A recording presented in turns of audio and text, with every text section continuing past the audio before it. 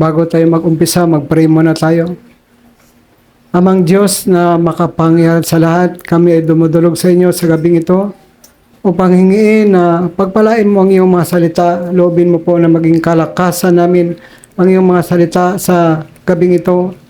Hinihin namin ang patnubay ng banal na Espiritu sa mensahe ng Diyos, ang kagalingan ng aming mga puso, Panginoon, ang kalakasan ng aming panampalataya, ipagkaloob mo sa amin sa gabing ito. Salamat, Panginoon, sa pagpapala ng iyong mga salita sa pangalan po ni Jesus. Amen. Amen. Palakpakan nga po natin ang Panginoon. So sabi dito, patungkol ito sa bansang Israel, yung pagtawid nila sa Ilog Jordan para sakupin ang buong Kanaan. Sabi dito sa chapter 9 ng Deuteronomio, verse 1 hanggang verse 2 hanggang verse 3. Deuteronomio, chapter 9, verse 1, verse 2, verse 3. Pakinggan ninyo, O Israel, ngayon, araw na ito, tatawid kayo ng Jordan upang sakupin ang mga bansang makapangyarihan kaysa inyo at ang mga lungsod na napaligiran ng mataas na pader. Sabi ito, malaki at mataas ang mga tagaroon, mga higanti. Hindi kaila sa inyo ang kasabihang walang makalupig sa angkan ng higanti. At beste, subalit, pakatandaan ninyo na ang Diyos ninyong si Yahweh ang mangunguna sa inyo tulad ng isang malakas na apoy. Sila'y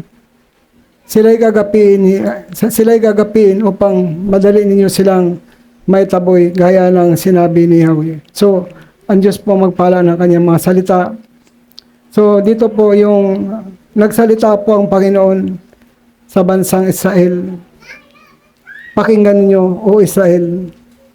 Ngayon, araw na ito, tatawid kayo ng Jordan upang sakupin ang bansang makapangyarihan kaysa inyo at ang mga lungsod na napaligiran ng mataas na pader. So ito yung pagsakop ng mga Israelita sa pagtawid nila ng Ilog Jordan, pagsakop sa mga bansang mas makapangyarihan kaysa kanila.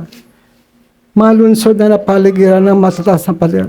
Kasi yung mga taga-Kanaan, noon ay makapangyarihan sila kaysa sa mga Israel at matataas ang kanilang mga pader. Napapalibutan sila ng matataas na mga pader. Napapaligiran sila. Sabi doon, at malalaki at matataas ang mga tagaroon, mga higanti. Nakita na kayo mga higanti, ang lalaki nila. Talagang sinabing mga higanti sila at sila ay naging tanyag sa panahon nila. Kasi nga, mahigante sila, mga malalaking tao sila. Sabi diyan, hindi kaila sa inyo ang kasabihang walang makakalupig sa angka ng mahigante kasi sikat sila nung panahon nila. Kasi mga malalaki sila, taka mga giants talaga sila. Mga malalaking tao. Kaya, natatalo nila yung mga maliliit na tao lang. Kaya, yan ang naging sikat sila, naging bantog sila. Na sabi diyan, malaki at mataas ang mga tagaroon. Hindi kaila sa inyo ang kasabang walang makakalupig sa angka ng higanti. Hindi sila kayang lupigin ng mga ordinaryong tao lang. Subalit, pakatandaan ninyo na ang Diyos ninyong si Yahweh ang mangunguna sa inyo tulad siya ng isang malakas na apoy. So yan po ipinakita diyan na ang kasama nila, ang Panginoon, na mangunguna sa kanila sa pag-conquer ng Kanaan. Kaya ang Panginoon ay isang malakas na apoy at sila'y kanyang gagapiin. Gagapiin sila ng Panginoon at madali ninyo silang may taboy gaya ng sinabi ni Yahweh. Kasi pangako yan ng Panginoon na yung taga-Kanaan ay papasakop niya sa lahi ni Abraham at ni Jacob. Si Jacob dati tapos naging Israel yan. Yung Israel na yan lumakad na sila sa pagpasok sa Kanaan para sakupin yung Kanaan. Sila ay maraming karanasan. Pansinin po natin na nagkaroon sila ng maraming karanasan para makita nila yung mga himala ng Diyos, mga kababalaghan, para patibayin ang kanilang pananampalataya. Doon na kita natin na sa Exodo 14 verse 15 hanggang 16 na kung paano hinahabol sila ng paraon para gawing alipin muli. So, iniligtas sila ng Panginoon Diyos sa kamay ng paraon. Ang paraon ay nilunod ng Panginoon sa dagat, at yung dagat na yun, sabi ng Panginoon, itapat mong yung tungkod sa dagat at hahatiin ko ang dagat, sabi ng Panginoon. At nangyari po yun na sila po ay nahati po yung dagat na yun, at sila po ay nakatawid sa tuyong lupa. Kaya isa ito sa dakilang kababalaghan ng Panginoon para ipakita sa kanyang bayan na kaya niyang iligtas yung kanyang bayang Israel na kanyang minamahal. Amin po ba? Kaya isang karanasan nyo na dapat hindi nila nakakalimutan na ito yung magpapatibay sa kanila. At marami pang mga kababalaghan, marami pang mga himala na ipinakita sa kanila ng Panginoon nung nauhaw sila. So, pinainom sila ng Panginoon sa bato na yon. Tapos, nakainom din yung kanilang mga hayop. At marami pa silang mga karanasan na ipinakita ng Diyos sa kanila para tumibay ang kanilang pananampalataya sa Panginoon. Mapansin natin na lagi niyang ipinapakita yung kanyang mahimala, lagi niya ipinapakita yung kanyang mga kababalaghan para tumibay ang kanyang bayang Israel sa pagkilala sa kanya. Amen. Sabi diyan. Kaya hindi kayo dapat matakot kahit na sila ay makapangyang ka sa inyo, napaligiran sila ng mataas sa pader, malaki at mataas sa mga tagaron, mga higanti, hindi dapat sila matakot doon. Kasi nga, walang makakalupig sa angka ng higanti. Kasi nga, nandun yung pangako ng Panginoon sa kanila na, subalit pakatandaan ninyo, ang Diyos ninyong si Yahweh ang mangunguna sa iyo. Ang Diyos po kasi nangunguna sa kanila. At tulad siya ng isang malakas na apoy, sila ay kanyang gagapin upang madali ninyo silang maitaboy, gaya ng sinabi ni Yahweh. Kaya, yung mga taga-Kanaan na tinaboy po nila yun.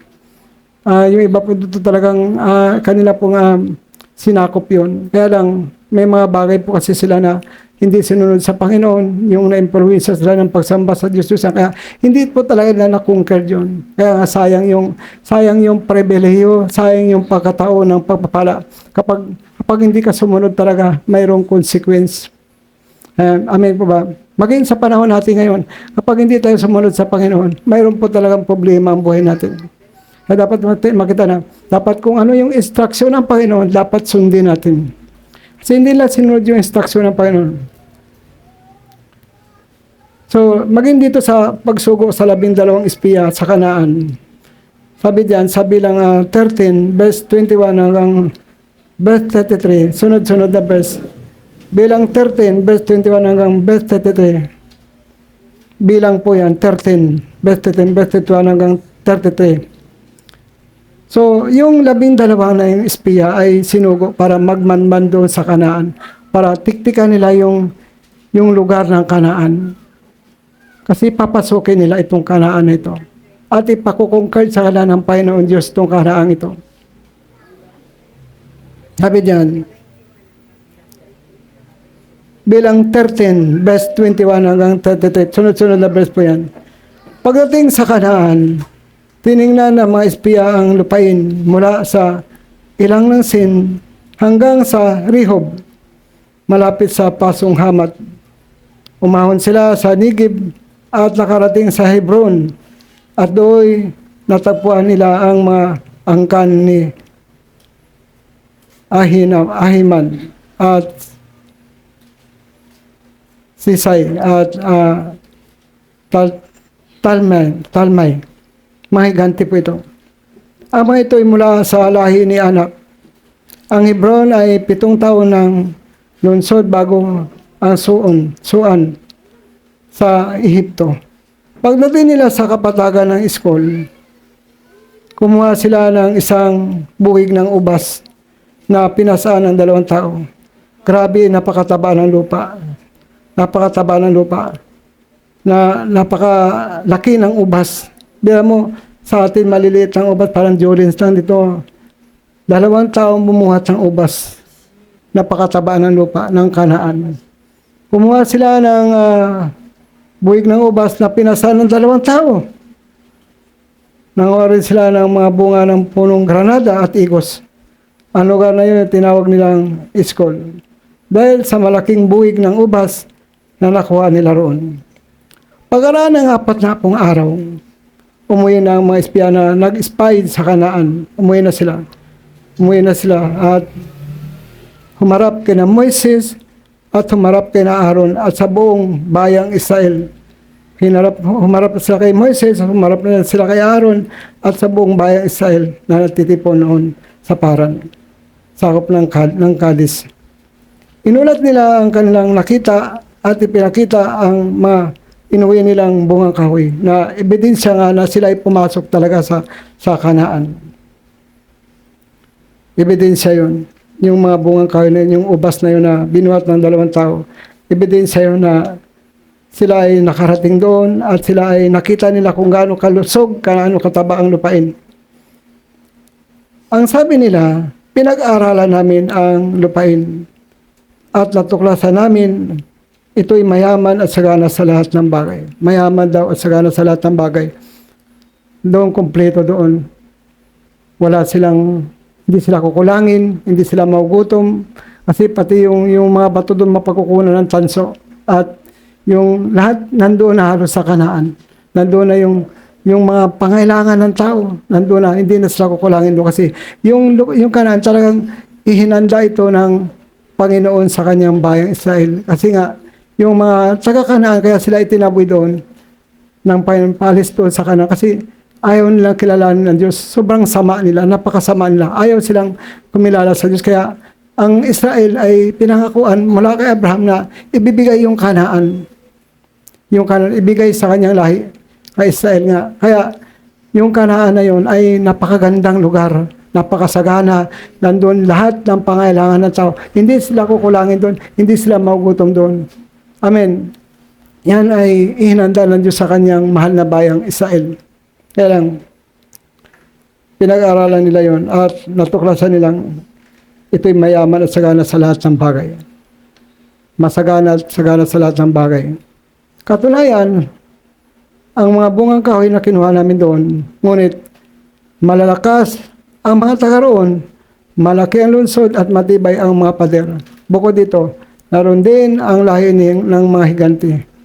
Sakop ng mga Amalekita, ang Nigib, at ang kaburulan na may tinitirahan ng mga Hityo, Hibosyo, Amoryo, mga Kananiyo, naman ang nasa baybay dagat at sa mga tabing ilog Jordan. Kaya dito natin makita na yung 12 sila na nag-spy doon, yung 10 ay negatibo. Kaya yung ulat nila na sabi nila, malalakas sa mga taga roon, malaki ang lungsod at matibay ang mga pader. Bukod dito, naroon din ang mga higante. Sakop na Amalekita, ang Nigib at Kabulan ay tinitirahan ng mga Hityo, Hibosyo, Amoryo, mga Kananiyo, mga nasa baybay dagat naman ang nasa ilog Jordan. Kaya mapansin natin na itong 10 na ito ay nung mag-ulat na sila, puro negatibo. Puro negatibo yung kanilang sinasabi. Na sinabi nila na yung mga taga roon ay malalaki ang lungsod at matibay ang mga pader. Kaya nung marinig ito ng taong bayan, ang kanilang mga testimony doon sa experience nila doon sa Kanaan, nagkaroon ng takot yung mga Israelita.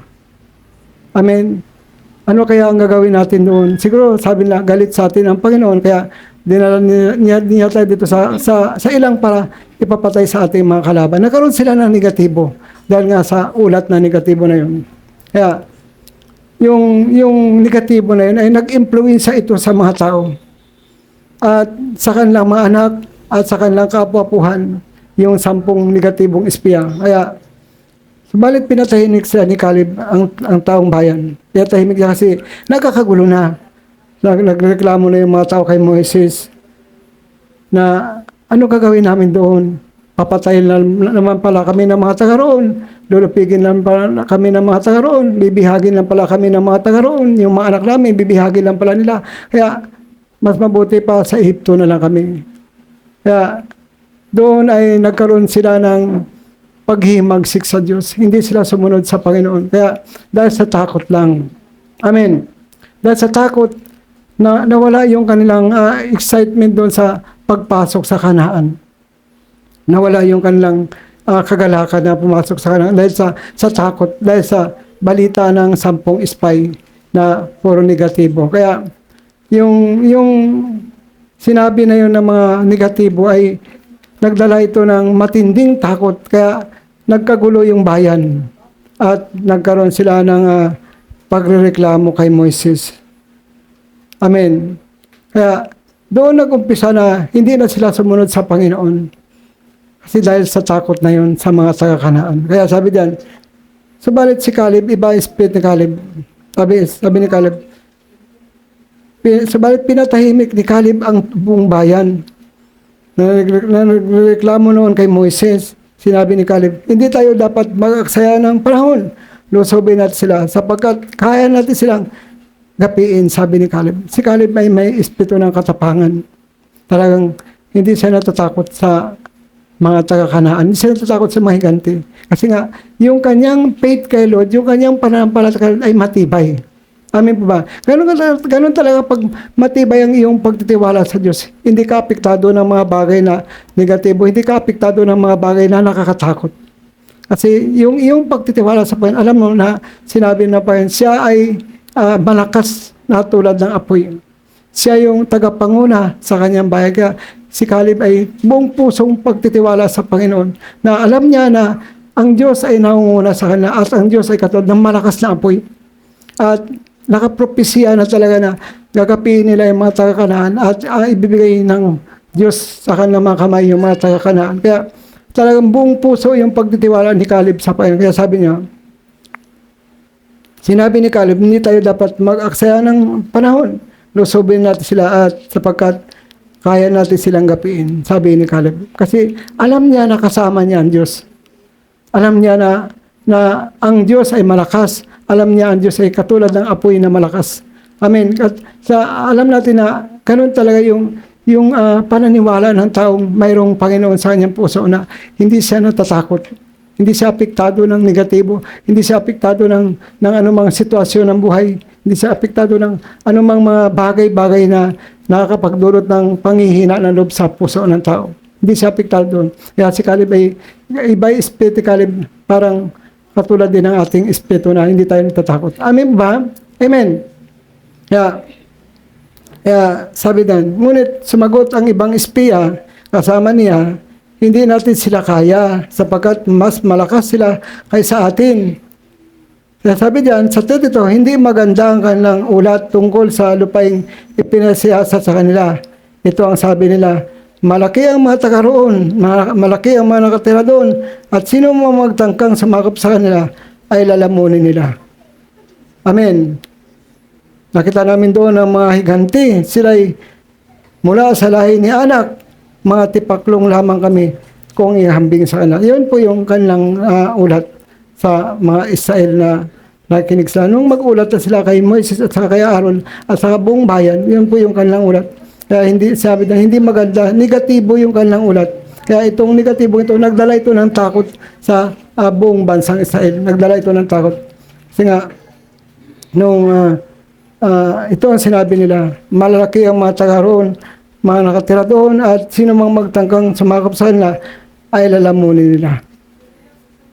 Nakita namin doon ang mga higanti, sila ay mula sa lahi ni Anak, mga tipaklong lamang kami kung ihambing sa Anak. Kaya yung negatibo hindi po talaga nakatulong sa tao. Amen. Maging sa panahon natin ngayon, yung mga tao negatibo ay may kabiguan po yan na mararanasan. Pero yung mga taong buo yung pananampalataya, buo ang pagtiwala sa Panginoon, yan po sila yung magtagumpay. Amin po ba? Kaya mapansin natin na yung 12 tribes na yun, kasi may mga angkan-angkan po yun, ang nakapasok lang po doon ay si Josue at si Caleb. Sila lang po talaga yung buong katapatang sumunod sa Panginoon, yung dalawa na yun. Pero yung 10 ay hindi po nakapasok doon. Nabigo po sila. At alam ba yung nangyari sa kanila? Nagpaikot-ikot po sila sa ilang, naging kontento na lang sila doon sa ilang. Hindi nila narating yung promised land, yung kasaganaan ng promised land. Hindi nila narating yun. At yung iba ay sinalot, pinagtutuklaw ng ahas, pinatay ng mga mamuksang anghel dahil lang sa pagre-rebelde sa Panginoon. Kasi ang hindi pagsunod sa Panginoon ay isang pagre-rebelde. Paglaban sa Diyos. Napakaganda ng plano sa kanan ng Diyos. Ngunit nasayang ang plano na yun ng Panginoon para sa Kanya. Kaya napansin natin na hindi sila nakarating talaga doon sa lupang pangako. Dalawa lang ang nakapasok doon, si Josue at si Caleb. Kasi sila lang talaga yung buong puso, sabi ng Biblia, na sumunod sa Panginoon. Buong tapang na sumunod sa Panginoon. Walang pag-alinlangan na sumunod sa Panginoon. Amen. Kaya napansin natin na maging sa panahon natin ngayon, dapat maging katulad tayo ni Josue at si Caleb. Si Josue at si Caleb na anak ni Noon at saka si Caleb na anak ni Jepon. Sila lang talaga at ang kanilang lahi ang nakapasok sa Kanaan. Pansin, sayang yung 10, di ba? Sayang. At saka yung kanilang lahi na namatay sila halos lahat sa ilang. Dahil siyempre, yung negatibo, naka-influensya din ito sa kanilang pamilya. Siyempre kung ano yung alam ng magulang, yun din ang sasabihin sa anak. Amen? Nakakatakot para doon. Hindi natin sila kaya. Lalamunin nila tayo ng buhay. Pag pumasok tayo doon, ang lalaki nila. Nalagay na sa isip nila yung takot.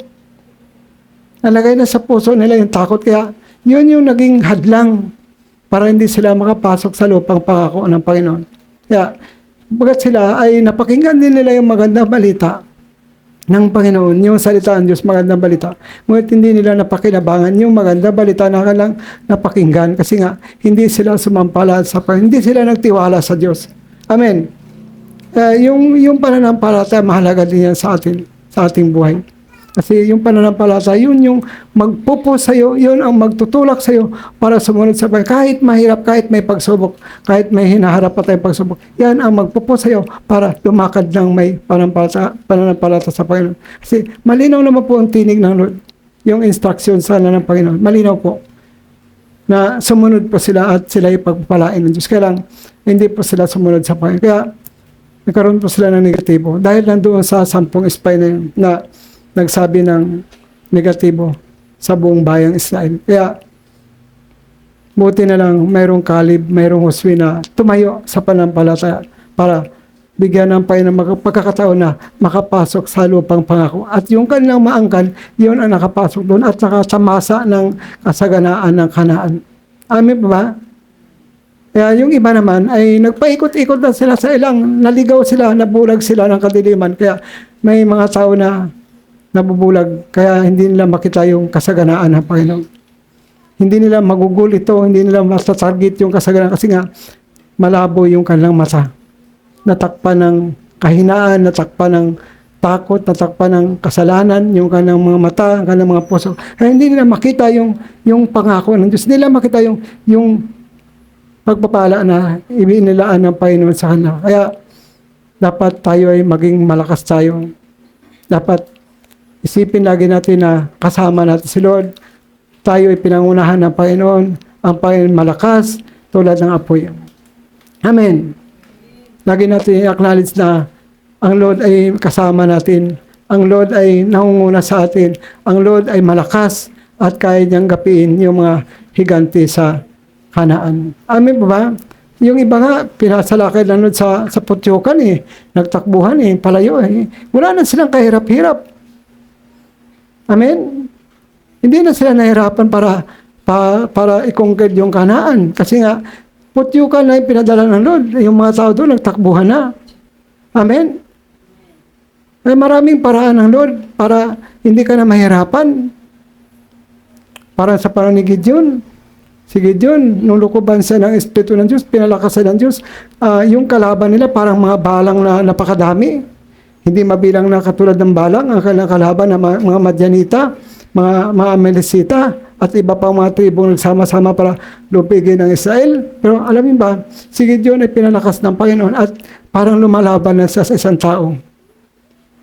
Natalo niya yung mga Madyanita. Kaya si Lord, iba talaga pag kumilos si Lord. Pag ikaw ay mayroong Espiritu ng Diyos, ikaw ay maging malakas. Amen. binabasa niyo kasi sa ni Gideon, yung Madyanita ay kasing dami ng balang, naglilipana. Hindi nga mabilang yung kanilang kamilyo eh. Kaya hindi kayang bilangin sa dami.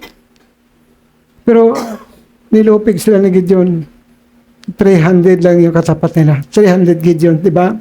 Nasa Bible yan na 300 lang yung kasama ni Gideon. Tinalo nila yung di mabilang na mga Madyanita at mga Amalekita. Amen. Dahil sa lakas ng Panginoon, dahil sa puwersa ng Panginoon, yun po yung tumalo doon sa mga Madyanita. Amen. Kaya, kapag kasama natin ang Panginoon, kapag si Lord ang nangunguna sa atin, ay palalakasin tayo ng ating Panginoon. Amen. Ano mang mga gawa ng dyablo, ano mang gawa ng masama, ay hindi manaig sa atin. Kasi nga, kasama nga natin ang Panginoon. Ang Panginoon ang nangunguna sa atin at tayo kanyang pinapalakas. Totoo naman po yan, kapag ikaw ay talagang genuine ng iyong pananampalataya, hindi ka matatalo ng dyablo. Kaya natatalo ng dyablo ang mga tao kasi nga mahina sila, wala silang prayer, wala silang pananampalataya sa Panginoon, kaya madali silang matalo ng kaaway. Amen. Lalo't wala kang pananampalataya, wala kang prayer na ginagawa, madali ka talagang matalo ng kaaway.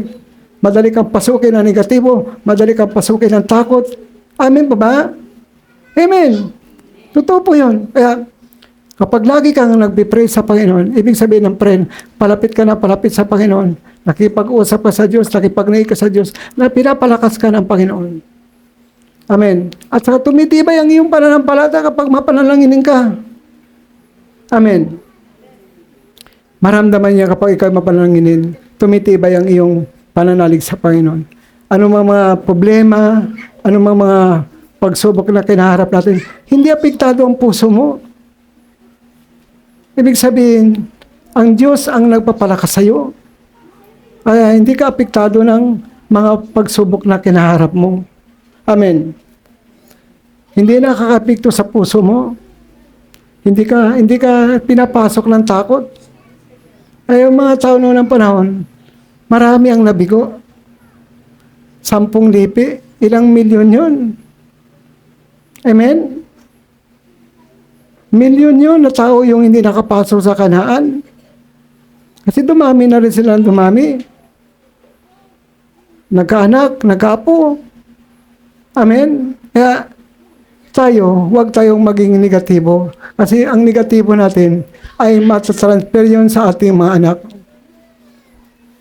Matatransfer yun sa mga anak natin. Kapag tayo negatibo. Kapag ang sinasabi natin lagi, wala akong magawa, takot ako, hindi ako susunod sa Lord, ay nakaka-influensya talaga yun sa mga anak natin. Yan ang naipapamana natin sa kanila.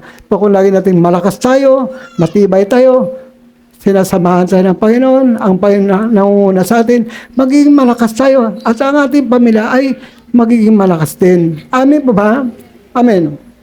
Kaya, dahil nandun sa mga giants na yun, hindi sila pumasok sa Kanaan. Kahit na alam nila yung tinig ng Lord. Kasi yung tinig ng Lord, binababa kay Moises. Tapos sinasabi naman sa kanila ni Moises, yung tinig ng Panginoon. Kaya malinaw ang kanilang revelasyon tungkol sa paglakad sa pananampalataya, tungkol sa pagsunod sa Panginoon. Kaya lang, talagang kahit malinaw ang revelasyon, kapag ang tao bingi na, kapag ang tao wala nang tamang pagsunod sa Panginoon, hindi na niya kayang sumunod sa Panginoon. Kahit anong gawing napangaral sa kanya. Amen ba ba? Amen. Kasi pinagharian siya ng takot. Pinagharian siya ng negatibo. Baka wala na yung believe niya sa Lord, wala na yung kanyang pananampalataya sa Panginoon, wala na kanyang tibay ng kanyang pananampalataya, na wala na napalitan na ito ng negatibo. Kaya ang buhay natin, dapat pag-isipan natin ang mga desisyon natin. Kapag mali ang desisyon natin, magbubunga ito ng consequence sa atin. Amen. At kung hindi natin ito pagsisihan, habang buhay na ito na dadalhin natin ang kasalanan ito. Dapat habang may pagkataon pa, magkaroon tayo ng repentance, magkaroon tayo ng babago ng ating puso, at pagsikapan nating sumunod sa Diyos kahit mahirap pa. Kasi nga, ang nagpapahirap sa ating minsan, yung ating mga desisyon na mali. Amen ba ba? Kapag nagdesisyon ka ng mali, talagang ang dulo noon ay maging mali kapag walang repentance. Amen. Kaya, dapat kapag na-realize mo na mali ka, mag-repent ka. At pagsikapan mong sumunod sa Panginoon. Amin po ba? Kasi nga, yung mali talaga yan. Minsan may mga akala natin na tama yung ating mga desisyon, akala natin tama yung ating mga ginagawa, pero pala ay mali na pala sa harapan ng Diyos. Amen. Kasi nga, tayo nang nasunod, hindi na ang Panginoon ang nasunod sa atin. Kasi nagpasya tayo ng ating mga gusto at hindi natin sinangguni ang Panginoon. Wala tayong karunungan doon sa ating mga pagpapasya. Kumbaga, sarili nating pasya yun. Sarili nating kagustuhan yun. Hindi kagustuhan ng Panginoon. Amen ba? Amen. Kaya, kapag tayo gumagawa ng isang bagay o nagdesisyon ng isang bagay, idaan natin sa proseso ng prayer. At minsan, matagal talaga sumagot si Lord. Amen. Matagal talagang sumagot ang Panginoon. Kaya hanggat di natin narinig ang tinig ng Diyos, huwag tayong magpapasya ng gusto natin. Kasi kapag ang sarili natin na sunod, ay mali yun. Hindi yung kalooban ng Panginoon. Maliban na talaga na mayroong sign na sinasabi ng Diyos, yan ay tamang gawin mo. Tamang desisyon yung gagawin mo. Pag walang sign ang Panginoon, ay huwag mong gawin. Kasi nga, mali po ang dulo niyan. Amen. Magdadala ito ng pagbubunga ng kasalanan sa buhay ng tao. Si Caleb, iba espiritu ni Caleb, matapang, malakas, walang kinatatakutan, kahit walang higanti sa kanya, walang mataas na pader sa kanya, walang harang-harang sa kanya. Kasi ang paniniwala niya, ang Diyos nasa unahan niya, ang Diyos ay pinangunahan siya, at ang Diyos ay katulad ng malakas na apoy para sa kanya. Amin po ba? Ganun po talaga pag sumusunod ka sa instruksyon ng Panginoon, wala kang pangailangan na sundin ang tinig ng Panginoon. Kasi malinaw naman po na talagang ibinigay sa kanila yung Kanaan. Dapat ito i-conquer talaga nila yung Kanaan. Kaya yung kanyang puso talagang matibay. Kaya dapat maging katulad tayo ni Caleb. Amen. Kaya yung ibang espiya, hindi natin sila kaya. Malaki sila. Yung kanilang mga pader, mataas, abot langit. Hindi natin silang kayang pasukin. Mahirapan tayo. At kapag atin silang sinalakay, wala tayong magawa. Malalaki sila sa atin. Hindi na nakita na ang Diyos ay malaki sa lahat. Yung kapangyarihan ng Diyos ay ipinaranasan sila bago sila makarating sa Kanaan. Na-experience nila yung power ng Lord.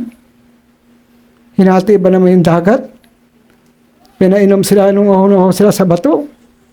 Hinampas ni Moises yung bato, bumukal yung tubig. Nung dumating sila sa lugar ng ilog, mapait yung ilog. Dumaing sila sa Panginoon, hinagis lang yung sanga ng kahoy, naging masarap na yung tubig. Amin po ba? Yan lang talaga, ang tao talaga, kapag yung pananampalataya mo mawala sa puso mo at napalitan ng takot, mahirap na ibalik yung pananampalataya ng tao. Amen. Kapag yan ay napangunahan na ng maling desisyon sa buhay, ayan ay tuloy-tuloy na.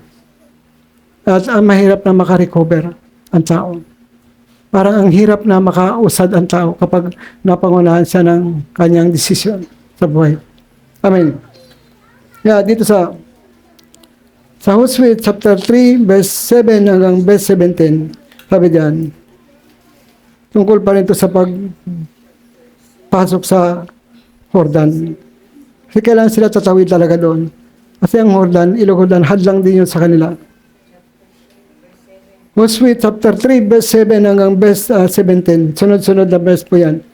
Hosea chapter 3, verse 7 hanggang verse 17. Sunod-sunod na verse. Sinabi niya kay Josue, sa araw nito ay gagawin kitang dakila sa paningin ng buong Israel. Gagawin kitang dakila sa paningin ng Israel. Sa gagawin ko ay mabatid nilang pinapatubayan kita tulad ng ginawa ko kay Moises. Kasi si Moises pinatubayan din ng Panginoon. Si Josue kasi ang kapalit ni Moises. Nung umatay si Moises, si Josue ang kapalit. Ba't hindi si Caleb yung kapalit? Kasi si Caleb matapang, di ba? Kasi dalawa lang naman talaga sila yung dapat na naka-reading kapalit ni Moises. Pero si Josue kasi medyo mahinahon si Josue. Pag medyo timing kumilos si Josue, medyo relax lang siya. Hindi siya masyadong mapusok. Pero matapang din si Josue. Hindi siya masyadong mapusok. Baga timing siya pag nagdesisyon, timing siya pag kumilos. Si Caleb talagang agresibo na talaga. Amen. Si Josue ang naging kapalit ni Moises. Nagawin kitang mabatid nilang pinapatubayan kita tulad ng ginawa ko kay Moises. Sabihin mo sa mga paring Levita na magdala ng kabanatipan na magtuloy sila sa ilog Jordan. Ngunit pagdating nila sa tubig ng pangpang nito ay hihinto muna sila. Ibig sabihin, instruction, pagdating sa pangpang ng ilog Jordan, tigil mo na. Another instruction. Amen. Kasi kailangan makinig sila para hindi sila mabigo. Amen. At tinawag ni Josue ang mga tao at sinabi sa kanila, hali kayo, at pakinggan ninyo ang ipinasabi ni Yahweh na inyong Diyos. Dito ninyo malalaman na kasama ninyo ang Diyos ng buhay. Pagdating ninyo roon, sabi diyan, pagdating ninyo roon,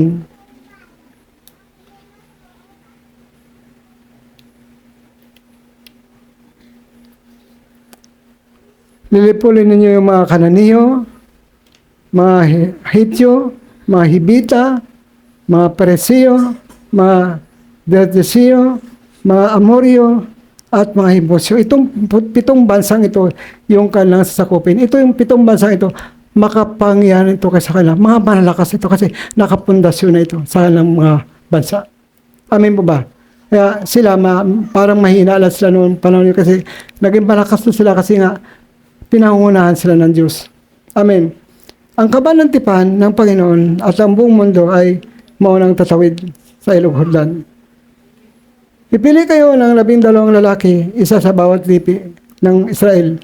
Kapag tumungtong na sa tubig ang mga paring may dala ng kabanatipan ni Yahweh, ang Panginoon ng buong mundo, titigil ang pag-agos ang ilog Jordan at ang tubig ay matipon sa isang lugar. Amen. Itong panahon na ito ng tubig sa Jordan, ito sabi na, malaki ang tubig sa 15, malaki ang tubig ng Jordan na panahon ng tag-ani. Amen. Malaki, ibig sabihin, mataas ang tubig. Lagpas tao. Kaya sabi diyan, yung mga Kananiyo, mga Hityo, mga Hibita, mga Peresiyo, mga Gergesiyo, mga Amoryo, mga Hibosyo, yan ay kanilang sasakupin. Kasi nga, yung kabanatipan ay naunguna sa kanila. Ang laban ng kabanatipan, yung kautosan at saka yung presensya ng Diyos nandoon. Bawal silipin yun. Hindi sila pwedeng dumikit doon. Kapag sinilip yun, patay kang bata ka. Mamatay ka. Kasi nandoon yung glory ng Lord, nandoon yung kaluwalhatian nandoon sa kabanatipan ng Panginoon. Amen ba? Bawal silipin yun. Bawal tingnan. Kasi napakasila noon. Panginoon ng buong mundo ay mauna itatawid ang ilog Jordan. Pumili kayo ng 12 lalaki, 12 na lalaki, isa sa bawat lipi ng Israel. Kapag tumungtong na sa tubig ang mga paring may dala ng kabanatipan ni Yahweh, ang Panginoon ng buong mundo titigil ang pag-agos ang ilog Jordan. At ang tubig ay matitipon sa isang lugar. Ibig sabihin, yung dadaanan nila ay matutuyo yun. Amen.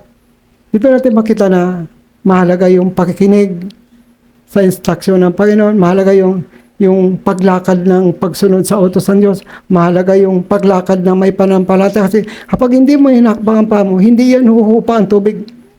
Kaya ihakbang nila ang kanilang mga paa para ang tubig ay mahuhupa. Amen. Walang pinagkaiba doon sa panahon ni Moises sa Exodo 14 verse 15 hanggang 16. Sabi ng Diyos, itapat mo ang iyong tungkod sa ibabaw ng tubig at hahatiin ko ang dagat. At sasabi na pa yun, palalakarin mo ang Israel. Sa paglakad na yun, na may kasamang pananampalataya, yun ang susi doon para mahati ang tubig. Amen. Yun ang pinakasusi doon para yung hadlang na dagat na yan ay maalis at makalakad sila sa tuyong lupa. Kahit mahirap. Kung titignan mo lang sa ordinaryong pagtingin, parang mahirap talaga. Kasi dagat yun eh. Nakita na kayo ng dagat? Halos wala kang makitang bundok pag nasa gitna ka ng dagat. O pumunta ka ng Bisaya, pag bumabay ka ng Bisaya, wala kang makitang bundok o dagat. Amen? Kasi nga, nasa gitna ka na ng laot. Pinatuyo ni Lord yun. Hinati ng Panginoon yung dagat para makadaan lang ang Israel. Matinding kababalaghan yun, matinding himala yun. Amin, papagalan dito din sa Ilog Jordan. Nung patuloy ng Panginoon dagat, doon yung tubig sa baba, tuloy-tuloy ang agos, pero naharang yung tubig, nahawi yung tubig. Nakatawid sila. Amen.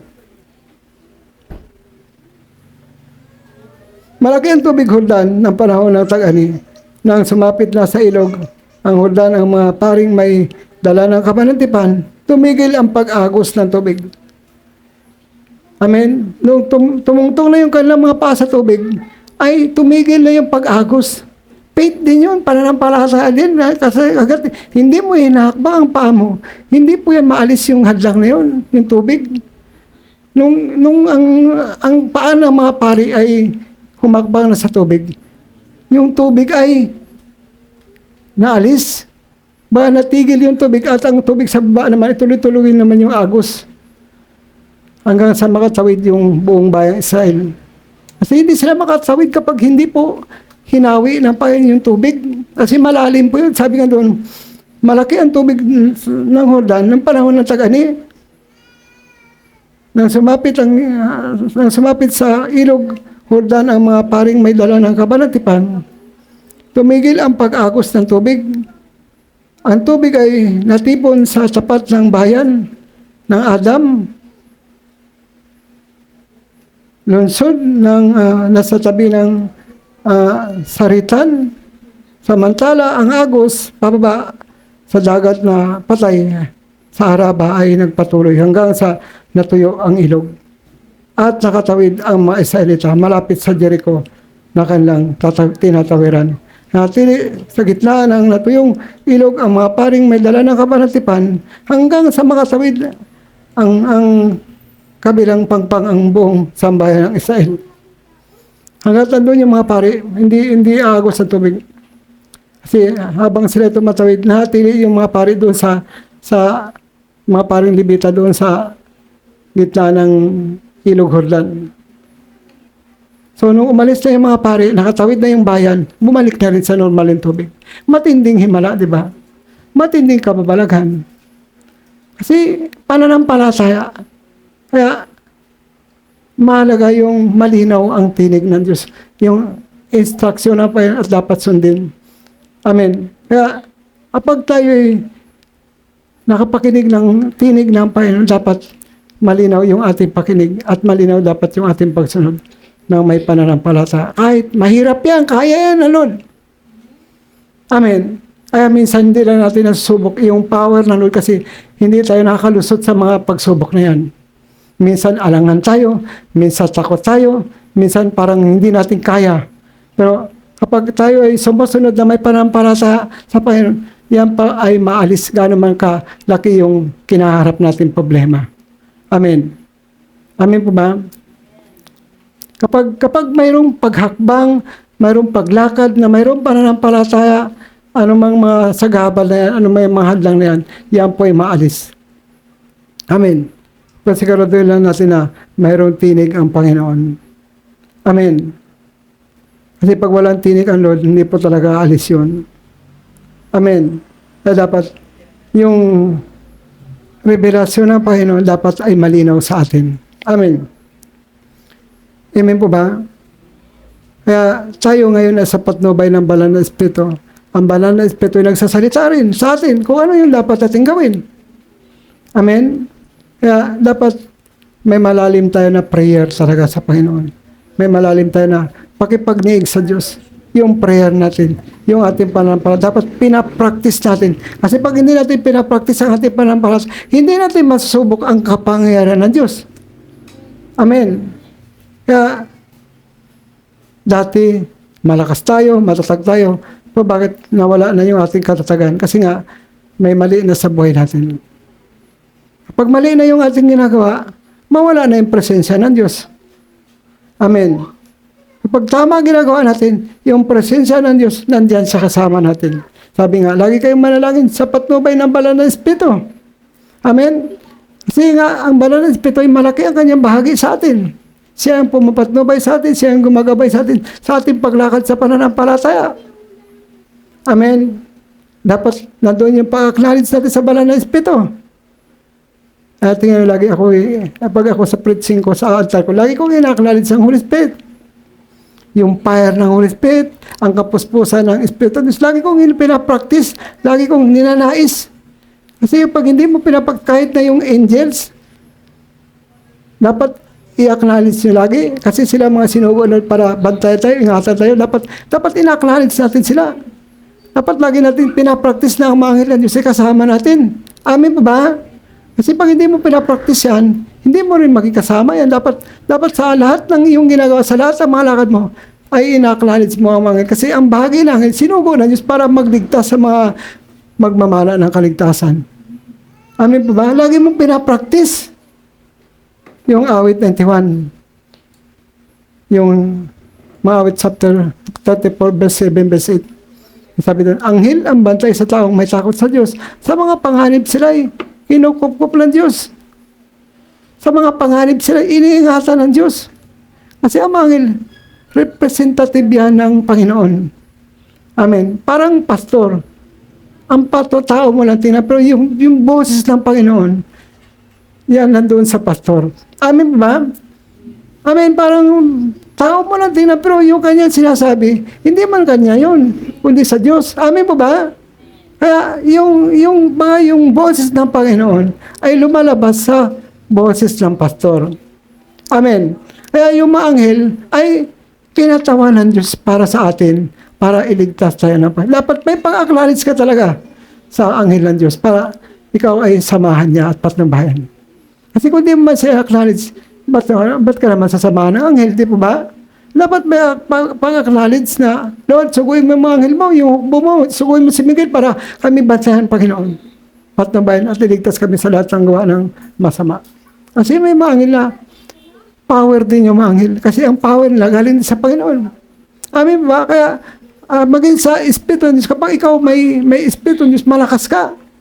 Kaya mas David, nung lukuban sa ng Espiritu ng Diyos, nung buhusan sa na anointing oil, siya ay napakalakas, di siya masalo-talo. Si Samson, nung lukuban ng Espiritu ng Diyos, kaya niya pumatay ng 1,000 tao, yung bandang huli nga, 3,000 ang kanyang pinatay. Amin ba, napakalakas nila. Si Gideon, nung lukuban sa ng Espiritu ng Diyos, tinalo niya yung mga Madyanita, mga Amalekita na kasing dami ng balang. Hindi mabilang sa dami ang mga Madyanita, natalo niya. 300 lang yung kasama niya. Sabi nyo, ang dami nyo. Bawas. Baka sabihin nila, dahil sa dami nila, dami niyo, hindi ko kayo tinulungan. Sabi na pa yun, kaya bawas. Sabi ni Lord, sabi mo kasi natatakot umuwi na. Maraming natakot umuwi. Tapos madami pa rin. May natira pa rin na 100,000. Binawasan pa hanggang sa maging 300 na lang. Baka sabihin nyo, hindi ko kayo tinulungan. Dahil sabihin nyo, dahil sa dami nyo, kaya nagtagumpay kayo. Kaya bawas. Kaya yung 300 na yun yung tumalo sa di mabilang na Madyanita. Amen? Sa mga Amalekita at saka sa iba pang tribo na nagsama-sama para pahirapan yung Israel. Tuwing magkasala sila, pinahirapan sila ng Diyos sa pamagitan ng kanilang mga kaaway. Pero pag sila yung humingi sa Diyos ng tulong, tinutulungan naman sila ng Panginoon. Pinapakinggan sila na Lord kasi ang Israel, mahal kasi ng Diyos yan. Kasi pansin po yung pangako ng Diyos kay Abraham sa Isaac at Jacob, hindi nakalimutan ng Diyos. Yan lagi ang nakatatak sa puso ng Diyos na yung pangako niya pa hindi masisira. Kasi pag siya tapat, talagang tapat sa kanyang pangako. Kaya, tanda po natin, kung tayo man tapat, mas tapat ang Diyos sa atin. Amen? Kaya, alisin ang takot, alisin ang pag-alinlangan. Kasi hadlang yan sa atin. Parang ilog Jordan yan, parang dagat din na pula yan na hadlang sa atin para hindi tayo makatawid. Amen. Kung ano man nakita mo na hadlang sa iyo, dapat inaalis mo. Pipray mo sa Lord na dapat pagsikapan mo na makasunod ang buhay mo sa Panginoon. Amen. Kasi pag hindi mo nasunod ang Panginoon, hadlang talaga yan. Kaya sabi ko lagi, yung legacy na iwanan natin sa ating mga anak, dapat yung pagsunod, dapat yung katapatan. Kasi yan lang ang tanging maiwan at sana na hindi manakaw ng Diablo. Amen pa ba? Yun lang tanging maiwan at sana na hindi manakaw ng Diablo, yung ating katapatan, yung ating pagsunod sa Panginoon. Kasi pag hindi tayo sumunod, nakakasala tayo. Amen? Kapag hindi tayo sumunod sa ating Diyos, nakakasala tayo. Sigurado yun. Kaya dapat maging matatag kayo. Tibayan nyo ang inyong mga kalooban. Baga, sa panahon ngayon na may kinaharap tayo ng mga pagsubok ng buhay. Sama-sama tayong magpipray. Sama-sama tayong mananalangin. Magkaisa. Magkasama, magkatuwang. Diba, ulitin ko itong Lucas 18, verse 1. Isinalaysay ni Jesus sa isang talinaga, apang ito sa kanila na dapat silang laging manalangin at huwag mawala ng pag-asa. Nagsalaysay si Jesus ng isang talinhaga upang itulong sa kanila sa mga alagad na dapat silang laging manalangin at huwag mawala ng pag-asa. Kasi ang prayer assurance natin yun. Yun yung ating kasiguraduhan na pakipag-niignat sa Diyos, pakipag-usap natin sa Panginoon na yung ating mga panalangin sa Diyos na yun ang nagbubukas ng langit. Yan ang susi para mabuksan ang mga saradong langit. Amen po ba? Amen. Yung ating pakipag-usap sa Panginoon. Huwag daw tayo mawala ng pag-asa sa ating mga panalangin. Kahit nandun ka na sa kalagayan na tulad ng panahon ni Moises na gipit na nasa likod na ang paraon, wala nang tatakbuhan, hindi ka na pwedeng kumaliwa, hindi ka na rin pwedeng kumalan, hindi ka rin pwedeng mabanti kasi dagat ang pupuntahan mo. Pero mayroon pa rin gagawin si Lord na dakilang bagay na hindi mo makalimutan sa buhay mo. Amin po ba? Mayroon pa rin siyang ginagawa. Kasi bakit mayroong pagsubok? Kasi yan yung linya ng buhay ng manampalataya. May pagsubok kasi para patunayan yung ating pananampalataya sa Diyos. Amin po ba? Para ipakita natin yung totoo natin na pananampalataya sa Diyos. Kahit na pakilagay mo na parang wala ng pag-asa, wala na talaga, gipit na talaga, pero si Lord gagawa pa rin ang himala. Amen. Amen po ba? Kasi nga, nagtitiwala ka sa Kanya. Patuloy pa rin mag-pray. Mag-pray. Huwag titigil sa panalangin para sa ating pangailangan. Amen. Kahit na isang oras lang na prayer, ang prayer may sakripisyo din yan. Babangon ka na maga, unahin mong pakausapin ng Panginoon, bago yung asawa, bago yung anak mo, pakausapin mo na si Lord. Amen. Kahit isang oras lang. Ako nga, hindi na ako halos natutulog. Panalangin para sa inyo. Amen. Kasi yun yung aking linya. Amen. Yun yung aking linya. Kahit may physical ako naramdaman, patuloy aking prayer sa inyo. Kahit natutulog kayo, may nagpipre sa inyo. Amen po ba? Lagi kong binabanggit ang inyong mga pangalan sa Panginoon. Yung kalakasan, yung kagalingan, yung pagpapala, yung prosperity. Pero kung hindi kayo sumunod sa Lord, maging madamot din si Lord sa inyo. Amen po ba? Kasi kahit anong gawin, kung hindi ka talaga sumusunod, meron talagang hadlang. Yung hindi pagsunod ay kasalanan. Yung hindi pagsunod ay hadlang. Katulad ng dagat na pula. Katulad ng ilog Jordan na hadlang. Na kailangan sumunod ng may katapatan, sumunod na may panampalataya, sundin ang utos ng Diyos para maalis yung hadlang. Amen. May sabi nyo, linisin nyo inyong mga puso. Kasi harap kayo sa Panginoon. Kapag harap sa Panginoon, dapat malinis ang puso mo. Wala dapat sagabal ang puso mo. Dapat walang dumi ang puso mo. Amen. Dito sa Hebreo 11, verse 1 to verse 2. Hebreo 11, verse 1, verse 2. Ang pananampalataya ay katiyakan na mangyari ang ating mga inaasahan. Yung pananampalataya daw, kasiguraduhan na mangyari ang ating mga inaasahan. Kahit gipit ka na, kahit tingin mo wala ng pag-asa, huwag ka bumitaw sa iyong pananampalataya. Kasi ang pananampalataya, katiyakan na mangyari ang iyong inaasahan. Mangyayari ang iyong inaasahan kapag hindi ka bumitaw sa iyong pananampalataya sa Diyos. Kasi ang Diyos ay power siya. Sabi nga sa Lucas chapter 1 verse 37, walang bagay na mahirap sa Diyos. Kayang maglihi ang isang birhen at manganak ng Kristo. Si Maria, di ba? Walang lalaki yun. Kasi hindi pa sinipingan ni Jose yun. Kaya siyang paglihiin. Yung mga baog ng panahon, nanganak eh. Pag ginusto na nun, manganak ka. Amen mo ba? Si Samson, baog ang nanay noon eh. Si Sarah, baog din yun eh. Yung asawa ni Isaac, baog din yun. Amen po ba? Mga baog sila, pero bakit nagkaganon? Kasi nga may pagsubok ng buhay. Amen. Pero nanganak sila dahil sa kapangyarihan ng Diyos. Mga baog sila. Amen. Si Sarah baog. Pero nanganak. 90 years, nanganak. Si Abraham, 100 years, malakas pa rin. Bakit? Si Lord nagbibigay ng lakas. Kahit 100 ka na, 100 years ka na, bibigyan ka pa rin ng Diyos ng lakas. Parang nasa 15, 16 ka lang. Amen? Kasi nga, ang Diyos na nagbigay ng sigla. Ang Diyos na nagbigay ng lakas. Amen? Parang si James. Amen po ba? Parang pakiramdam siya ni Abraham, batang-bata pa siya noong time na 100 taon na siya. Amen po ba? Isa naman, parang 14 lang.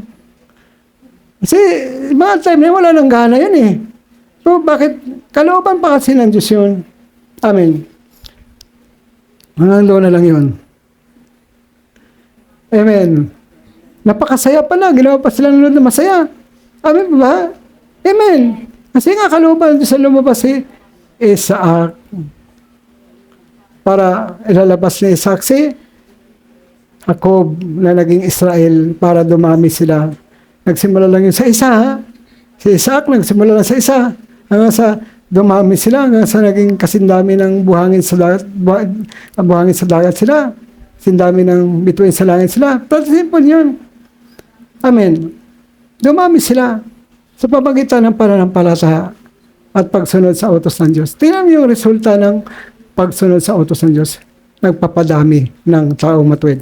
Amen. Kaya yung pananampalataya, kasigurado nyo na mangyari ang ating mga inaasahan. Sigurado yun, tiyak yun. Amen. Kahit madali man yan, matagal man yan, sigurado mangyari, huwag lang mawala ang iyong pananampalataya sa Diyos. Pag nawala yan, edi mawala na rin yung pangako ng Diyos sa atin. Amen ba? Mawala na rin yun. Kasi nawala yung pananampalataya. Ibig sabihin, kapag bumigay na yung pananampalataya, wala ka nang inaasahan doon. Amen. Hindi ka na umaasa sa Diyos. Kasi wala na yung faith mo, wala na yung pananampalataya mo, wala ka nang inaasahan na mangyayari pa. Amen ba? Kasi nawala na yung pananampalataya mo. Pero kapag hanggat na doon yung nanatili, yung pananampalataya sa Diyos, manatili yung katiyakan mo. Kasiguraduhan mo.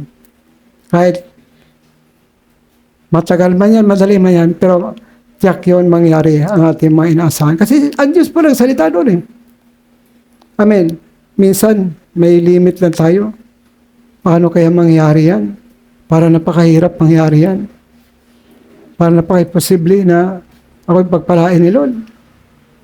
Walang bagay na mahirap sa Diyos. Minsan nga yung pagpapala ay nangyayari na po yan sa mga anak. Hindi pa rin nahuli si Lord kahit matanda ka na. Naabot mo pa rin yung blessing ng Panginoon. Amen po ba?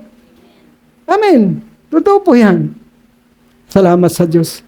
Sana palakasin tayo ng Panginoon. Huwag tayong magkasala sa Diyos tulad ng ginawa ng 10 lipi. Kasi yung kanilang kasalanan, nagdamay ito ng kanilang mga anak, nagdamay ito ng kanilang mga apo. Amen. Nagresulta ito sa kanilang pagkabigo. Nabigo yung kanilang mga anak, nabigo yung kanilang mga apo. Dumalo yung curse, dumalo yung sumpa, kasi nga, hindi sila sumunod sa Panginoon. Amen. Kaya si Josue at si Caleb, yun ang modelo natin na dapat natin sundin. Amen. Para tayo i-bless ng Lord. Kahit ano bang mga pagsubok padadaanan natin, ano mang pagsubok na kinaharap natin, dapat tayo magpatuloy sa ating paglilingkod sa Panginoon. May katapatan. Lumakad tayo na may panampal para maalis yung dagat, mahati yung dagat, matuyo yung tubig sa ilog Hardan. Amen po ba? Amen. Amen po ba? Kaya, sana maging kalakasan natin ang mga salita ng Diyos natin na pakinggan. Huwag mawala ang ating pananampalataya. Kahit na tumanda tayo, huwag mawala ang ating pananampalataya sa Diyos. Pagtitiwala sa Diyos, pananalig sa Diyos, huwag sanang mawala yan. Kasi pag nawala yan, nagsimula na yung kabiguan doon. Mawala ka na rin ng pag-asa. Amen. Kahit ano mang pinagdadaanan natin, ano man yung mga kinaharap natin pagsubok, dapat manatili tayong buo yung ating pananampalataya sa ating Panginoon. At yung ating pagsunod, yung ating paglakad na may pananampalataya, paglakad sa kalooban ng Diyos, paglakad sa pagsunod sa salita ng Diyos, mahalaga po yan. Amen po ba? Amen. Salamat sa Diyos. Father God, I pray na in the name of Jesus na i-bless mo yung salita mo, na maging kalakasan namin sa gabing ito. Bigyan kami, Lord, ng karunungan, bigyan mo kami ng kalakasan sa aming physical, sa aming spiritual, pagpalain mo, Lord, ng aming mga spiritual na buhay, Panginoon. Lagi mo kaming patnubayan, pangunahan, Panginoon, sa aming paglilingkod sa iyo. Laging bigyan ng sigla ang aming pananampalataya at patibayan mo, Lord, yung aming pananampalataya. Lobin mo rin po maranasan namin ang kasaganaan, maranasan namin ang pagtatagumpay mo, Panginoon. Salamat po. Pagpalain mo kami sa gabi ito. Hindi namin, Lord, ang patnubay ng Santong Espiritu mo sa aming paglilingkod sa Diyos. In Jesus' name. In Jesus' name. In Jesus' name. Amen. Amen. Thank you, Lord.